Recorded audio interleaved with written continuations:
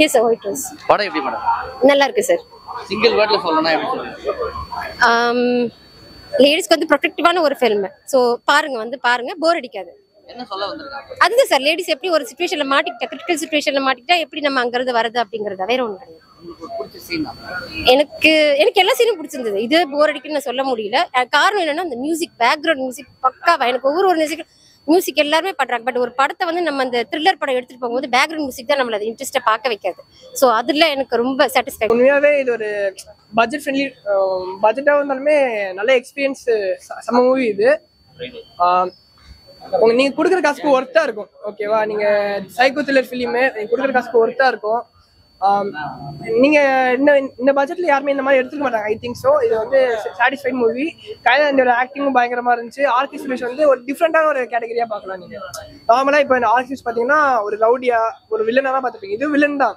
ஆனா நீங்க ஒரு சைக்கோ த்ரில்லர் சைலண்டா இருப்பாரு, இல்ல டைலாக்ஸ் இல்லை, ஆனா ஒரு ஆக்டிங் லெவல் தான் எக்ஸ்ட்ரீம் லெவல்ல இருக்கும்.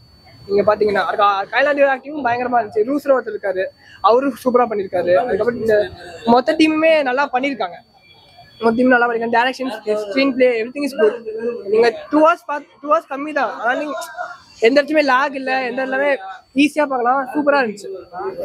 இந்த மாதிரி தமிழ் சினிமால நிறைய படம் வந்திருக்கு. இதுல என்ன டிஃபரெண்டா காட்டிக்கிறாங்க? இது பேஸ்ட் ஆன் ட்ரூ ஈவென்ட்ஸ்.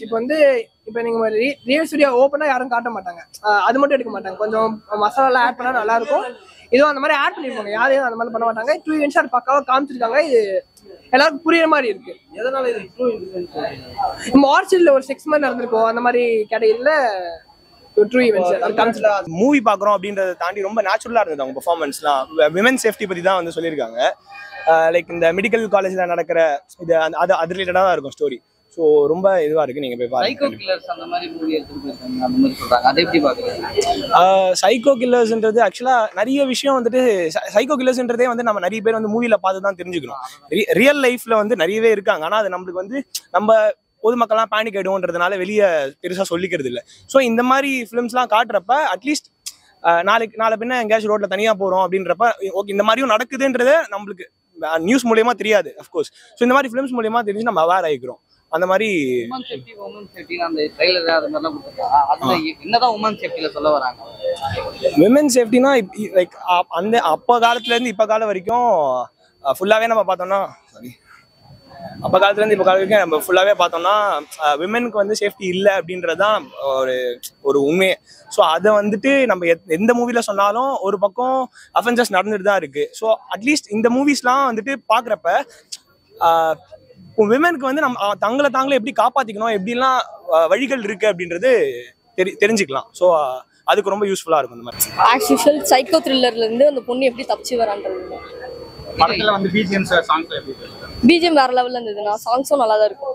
பண்ண விஷயம்லாம் ஒர்க் அவுட் ஆயிருக்கு. பார்க்கலாம், ஒரு வாட்டி பார்க்கலாம். போர் அடிக்கல. என்ன யார் படம் இது கம்பல்சரி பார்க்கணும்? புரியல. யாருக்காக இந்த படத்தை பார்க்கலாம்? யாருக்காக பார்க்கலாம்? நான் ஃபேமிலியாவே பார்க்கலாம். என்ன கேட்டா இது கல்யாணத்தோட ஆக்டிங் எப்படி இருந்தது? நல்லா இருந்ததுண்ணா. ஆர்கே சுரேஷோட ஆக்டிங் அவரது வேற லெவல்ல இருந்தது. ஓகே. படத்துல வந்து லாக் ஆன மாதிரி ஏதாவது ஃபீல் ஆகுதா உங்களுக்கு? இல்ல அப்படி எல்லாம் எதுவும் இல்லை.